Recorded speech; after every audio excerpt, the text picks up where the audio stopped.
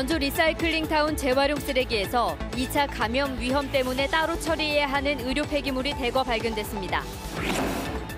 군산시가 OCI의 반복되는 화학 누출 사고에 대해 조만간 납득할 만한 대책을 내놓지 않으면 공장 이전 요구도 불사한다는 계획입니다.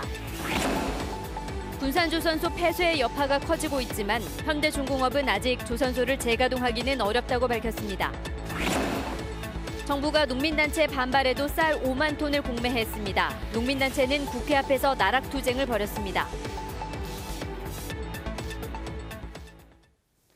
여러분 안녕하십니까? JTBC 8시 뉴스입니다. 병원에서 나오는 의료 폐기물은 2차 감염의 위험 때문에 일반 쓰레기와 분리해서 처리해야 됩니다. 그런데 전주 리사이클링타운의 재활용 쓰레기에서 다량의 의료 폐기물이 발견됐습니다. 네, 특정 병원에서 버렸다는 의혹도 제기되고 있습니다. 주혜인 기자의 단독 보도입니다. 자루를 들어올리자 온갖 종류의 약병이 무더기로 쏟아집니다. 바늘이 그대로 드러난 주사기부터 혈액이 묻은 링거관까지 모두 재활용 쓰레기에 섞여 버려진 겁니다. 제가 들고 있는 링겔병 그리고 주사기, 약병까지 여기 있는 폐기물이 모두 재활용 수거 차량 한 대에서 나온 양입니다. 법에 따라 의료 폐기물은 전용 용기를 이용해 보관, 수집, 운반하고 처리 시설을 갖춘 전문 업체에 맡겨 처리해야 합니다. 하지만 전주시는 가정에서 버린 생활 폐기물이기 때문에 문제가 없다는 입장입니다. 일반 가정에서 발생되는 의료기 성상의 폐기물은 생활 폐기물로 처리하도록 되어 있어요. 발생을 확인할 수가 없는 상태에서 재활용 수거함을 통해서 배출된 부분은 일단은 생활 폐기물로 구분해서 처리할 수밖에 없는 상황입니다. 그러나 링거병엔 환자 이름이 적혀 있고 특정 요양병원의 이름이 적힌 약봉지도 여러 장 발견됐습니다. 보시다시피 환자 이름까지 적어져 있고 특정 차량에서 오는 걸로 지금 판단을 하고 있습니다. 해당 요양병원은 사실 무근이라는 입장입니다. 제가 전수에 같이 함께 보일 일이 있지는 않겠죠. 왜냐면 폐기물로 해서 다 분리해서 다 나가는. 전주시는 취재가 시작되고서야 사태 파악에 나섰습니다. 한 달에 그냥 몇 차례 조사를 해요. 내가 발견을 못했네. 의료 폐기물이 어떻게 재활용 쓰레기로 둔갑해 전주시의 쓰레기 수거 차량에 실려 리사이클링 타운으로 운반됐는지, 의료 폐기물에 적힌 인적 사항 등을 근거로 전주시의 정확한 실태 조사가 필요합니다. JTBC 뉴스 주혜인입니다. 끊이질 않는 OCI 군산공장의 가스 누출 사고의 원인으로 30년 가까이 된 낡은 시설에 지목되고 있습니다. 군산시는 납득할 만한 대책이 나오지 않으면 OCI 측에 공장 이전까지 요구하겠다는 강경한 입장을 보이고 있습니다. 김진영 기자가 보도합니다. 지난 1990년에 군산지방산업단지에 들어선 OCI 군산공장입니다. 올해에만 유독가스 누출 사고가 3번이나 발생하는 등 지난 2015년부터 가스 누출 사고가 끊이지 않고 있습니다. 피해 주민이 근처에 다 이렇게 장사도 하고 주택에서 이렇게 사는 분도 계신데 아무런 조치도 없으면 너무 불안하죠, 저희로서는. 빈번한 가스 누출 사고의 원인으로 30년 가까이 된 낡은 설비가 지목되고 있습니다. 군산시가 그동안 발생한 가스 누출 사고를 분석한 결과 배관 연결부에서 균열이 생기거나 부식돼 유독가스가 누출됐다는 겁니다. 군산시는 OCI에 대해 낡은 설비 교체 등을 포함한 근본적인 대책을 촉구하고 나섰습니다. 그 설비가 노후되고 그랬기 때문에 사실 시민들이 지금 불안하기 때문에 정말 시민이 납득할 수 있는 구체적이고 근본적인 대책 마련을 촉구를 합니다. 시민단체는 위험한 시설에 대해 직접 감시할 수 있도록 OCI의 전향적인 입장 변화도 뒤따라야 한다는 지적입니다. 노후 설비에 대한 안전관리 대책법을 만들자고 저희들이 운동하고 있거든요. 노후 설비에 대한 민간 부분이라 해서 그걸 못하고 있어서. 군산시는 OCI가 근본적인 대책을 내놓지 않으면 공장 이전 요구도 검토하겠다는 강경한 입장입니다. OCI 군산 공장이 28만 군산 시민의 불안을 해소할 수 있는 실질적인 대책을 이번에는 내놓을지 시선이 집중되고 있습니다. JTBC 뉴스 김진영입니다. 경찰이 OCI 군산공장에 대해서 수사에 들어갔습니다. 군산경찰서는 지난 14일 질소가스 누출 사고로 근로자 9명이 다친 것을 두고 OCI 군산공장 관계자를 불러 조사하고 있습니다. OCI 군산공장은 어제도 배관에서 사염화 규소 10리터가 새는 등 최근 3년간 모두 6차례 유독물질 누출 사고를 냈습니다. 기대를 모았던 군산조선소의 재가동 문제에 대해 현대중공업이 아직 어렵다는 뜻을 밝혔습니다. 정부가 오늘 발표한 조선산업 활력 대책도 당장 군산조선소를 다시 가동시키는 데는 도움이 되지 않을 것으로 보입니다. 보도에 송창용 기자입니다. 군산조선소 가동이 중단된 지난해 7월, 당시 최길선 현대중공업 회장은 문재인 대통령과의 간담회 자리에서 군산조선소 재가동 시점을 2019년으로 내다봤습니다. 좀 걱정하시는 군산조선소도 좀 어려움을 좀 참고 견디다가 2019년부터는 어떻게든 일을 할 수 있도록. 언급했던 재가동 시점이 한 달여 앞으로 다가온 상황. 하지만 현대중공업의 입장은 부정적으로 변했습니다. 최근 현대중공업 공동대표로 임명된 가사면 사장이 군산조선소 재가동이 아직 어렵다고 말한 것입니다. 다만 전북 조선업계에서 요구하는 선박블록의 군산 배정에 대해서는 검토해보겠다고 밝힌 것으로 전해졌습니다. 전라북도 군산 경제를 위해서는 군산조선소가 조속히 재가동되는 것이 필요하다고 생각합니다. 조속한 시일 내에 재가동 방안이 마련되기를 기대합니다. 정부가 발표한 조선산업 활력 제고 방안도 당장의 군산조선소 재가동에는 도움이 되지 않을 전망입니다. 정부의 이번 대책은 중소조선소를 위한 LNG 연료선 발주와 조선업체 금융, 고용 지원에 초점을 맞추고 있습니다. 우리 조선산업 생태계의 허리인 중소조선사와 기자재업계의 협력을 회복하고자 이번 조선산업 활력 제고 방안을 마련하였습니다. 군산조선소가 가동을 멈춘 지 벌써 1년 반. 재가동에 대한 대통령과 정부 그리고 현대중공업의 약속이 조속히 지켜지길 도민들은 바라고 있지만 실망과 분노만 계속 커지고 있습니다. JTB 뉴스 송창용입니다. 정부가 농민단체 반발에도 불구하고 오늘 쌀 5만 톤을 공매했습니다. 이 쌀값의 추가 상승을 막기 위해서 2017년 산 쌀을 세 번째로 방출한 건데요. 농민단체는 오늘 국회 앞에서 나락투쟁을 벌였습니다. 김철 기자의 보도입니다. 정부의 2017년산 쌀 공매에 참여한 RPC, 즉 미국 종합처리장입니다.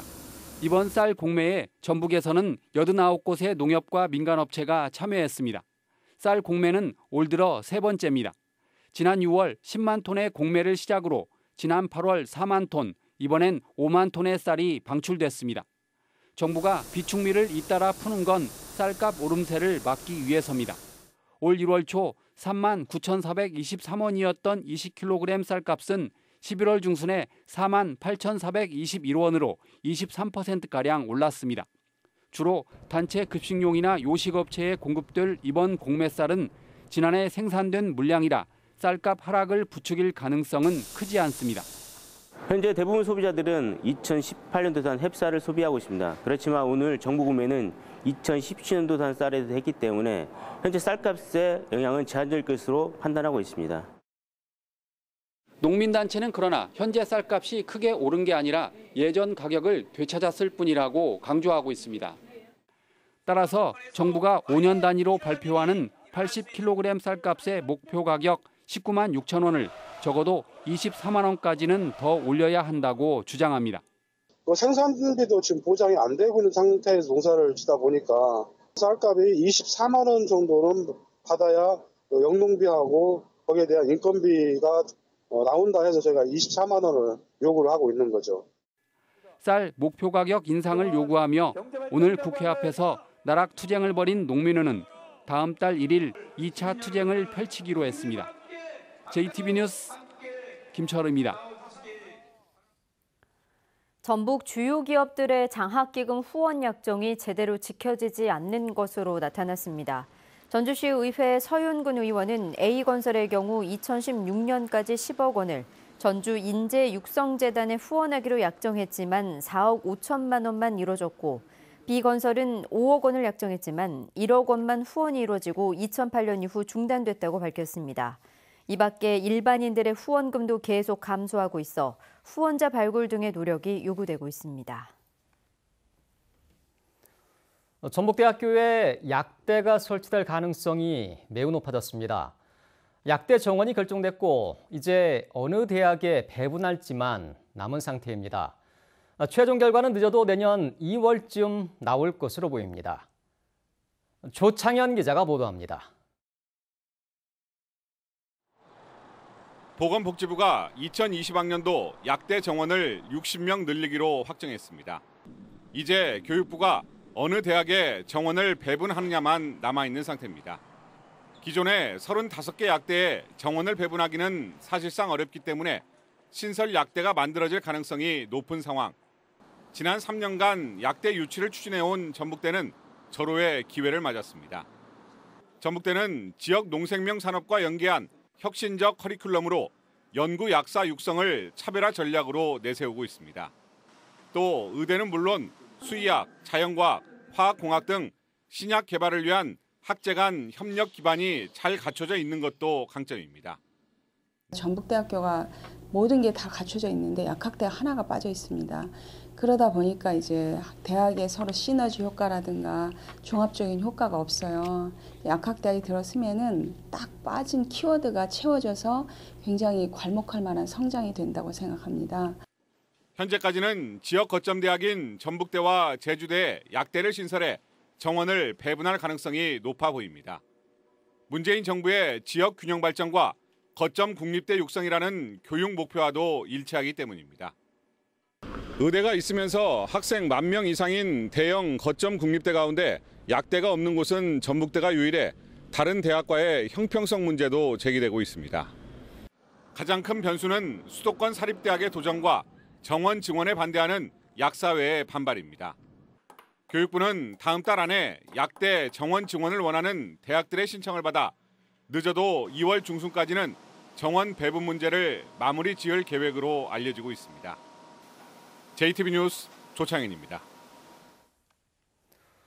7조 5천억 원 규모의 수상 태양광 사업을 추진하고 있는 농어촌 공사의 최규성 사장이 취임 전 대표로 일한 태양광 발전업체에게 특혜를 준 적이 없다고 주장했습니다. 최규성 사장은 지난해 10월 전기업체 대표를 사임한 뒤 자신의 측근이 Y에너지 대표를 맡고 있지만 이 회사는 태양광 실적이 전혀 없고 농어촌 공사와 거래한 적도 없다며 자신이 Y에너지에게 특혜를 주었다는 의혹은 사실이 아니라고 말했습니다. 국회가 예결위 예산안 조정소회를 구성하고 심사에 착수함에 따라서 시도별 국가예산 확보 경쟁이 본격적으로 시작됐습니다. 올해 국회 예산안 조정소위는 민주당 7명, 자유한국당 6명, 바른미래당 2명, 비교섭단체 1명 등 16명으로 구성됐고 전북 지역에선 전주울의 정운천 의원이 지난해에 이어서 2년 연속 선임돼 본격적인 활동에 들어갔습니다. 전라북도는 정운천 의원과 함께 정부 예산 편성 과정에서 반영되지 않았거나 금액이 줄어든 70개 사업을 대상으로 이달 말까지 국가 예산 확보에 집중할 계획입니다.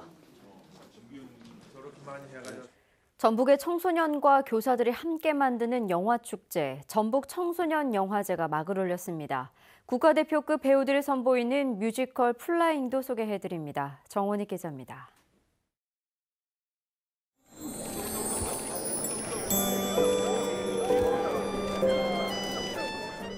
통일 준비를 위해 남북한 청소년을 대상으로 홈스테이가 마련된 2020년. 북한 소녀 하진이가 남한 소년 우영의 집으로 오면서 전쟁 같은 첫사랑이 시작됩니다. 12번째를 맞은 전북 청소년 영화제 개막작 소년, 소녀를 만나답니다. 청소년들이 지닌 문제의식을 선명하게 드러내는 이번 영화제에서는 사흘 동안 경쟁과 초청 섹션에서 모두 48편의 영화가 선보입니다. 네, 초청 섹션은 다른 지역 청소년 영화들하고 교류를 하는 거고요. 그래서 올해 작품으로는 경쟁작이 한 38편 나왔고요. 초청작으로는 10편이 지금. 음.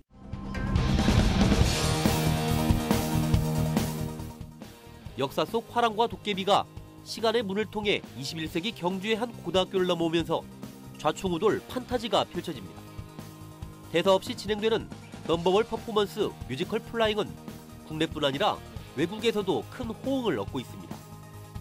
국가대표급 체조 선수들이 배우로 나서 화려한 무대를 선보일 예정입니다.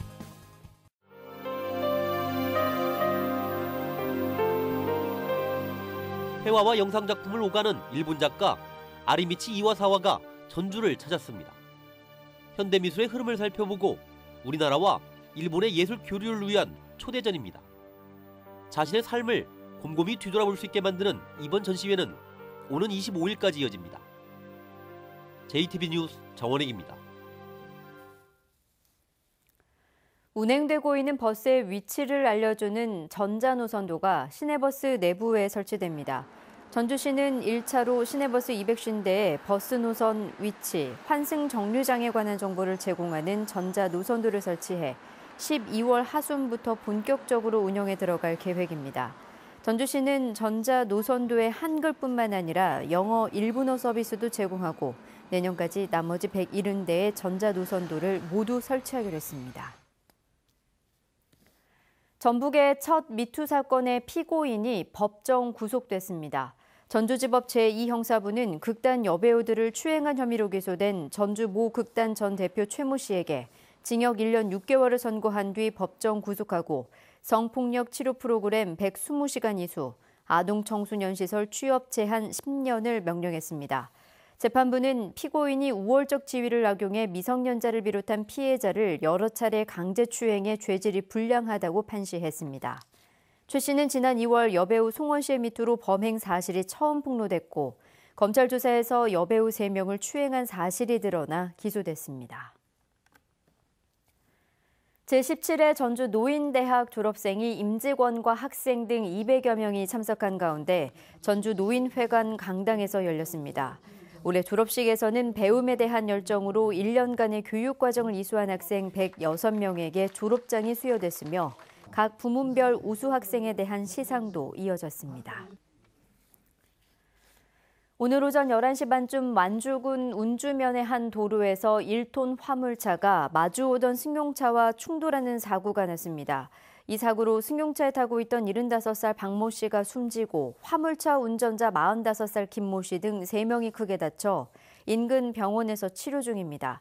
경찰은 목격자 등을 상대로 정확한 사고 경위를 조사하고 있습니다. 어제 오후 3시 15분쯤 군산항 제6부두에 있는 양곡 저장시설에서 근로자 38살 이모 씨가 숨진 채 발견돼 경찰이 수사에 나섰습니다. 경찰은 이 씨가 저장고에 보관 중인 옥수수 시루를 채취하기 위해 5m 깊이 저장고 내부로 들어갔다가 질식 사고를 당한 것으로 추정하고 있습니다. 현재 서해안 지역에 약하게 눈이 날리거나 빗방울이 떨어지고 있습니다. 눈, 비는 늦은 밤까지 이어지겠습니다. 밤사이 기온이 많이 떨어지겠고 내일 아침엔 이번 추위 절정을 보이겠습니다. 전주의 아침 기온은 영하 1도, 익산 영하 4도, 무주는 영하 7도까지 떨어지겠고 한낮에도 7도에서 10도에 그치겠습니다. 모레 주말에는 비 소식이 있습니다. 주말부터는 기온이 다시 오르면서 일요일 낮부터 추위가 누그러질 전망입니다.